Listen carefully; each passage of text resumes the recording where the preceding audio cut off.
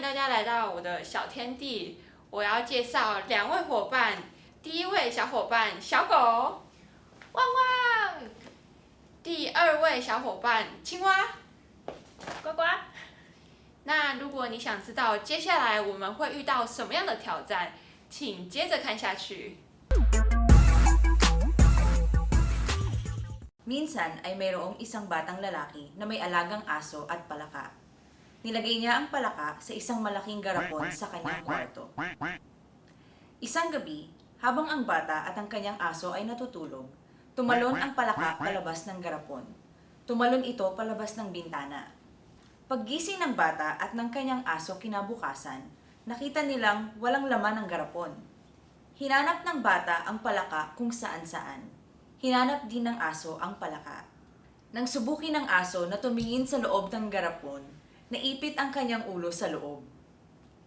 Sumigaw ang bata sa bukas na bintana, "Palaka, nasaan ka?"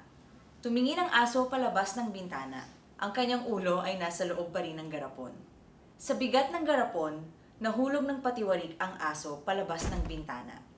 Binuhat ng bata ang aso para siguraduhin siya ay nasa maayos na kalagayan.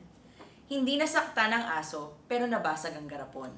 Hinanap ng bata at ng aso ang palaka sa labas. Tinawag ng bata ang palaka. Tumawag ang bata sa isang butas sa lupa habang tinatahulan ng aso ang mga bubuyog sa pukyutan. Lumabas ang isang gopher o daga mula sa butas at kinagat ang ilong ng bata. Samantala, ginagambala pa rin ng aso ang mga bubuyog. Tumalon paakyat ng puno at tinalunan ang mga ito.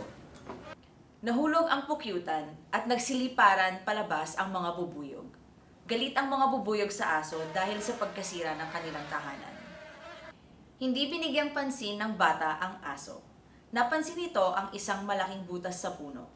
Kaya umakyat siya sa puno at tumawag sa butas. Isang kwago ang biglang lumabas mula sa butas at nagpatumba sa bata pababa sa lupa.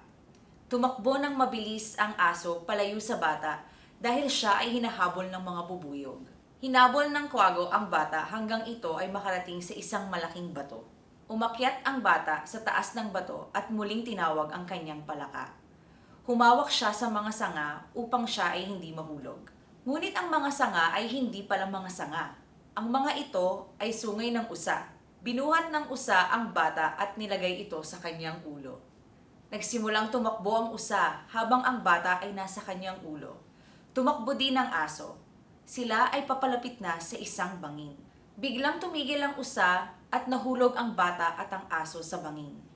Mayroong lawa sa ilalim ng bangin. Nahulog sila sa tubig sa tuktok ng isa't isa. Nakarinig sila ng pamilyar na tunog.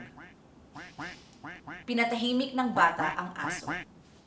Gumapang sila at tumingin sa likod ng isang malaking troso.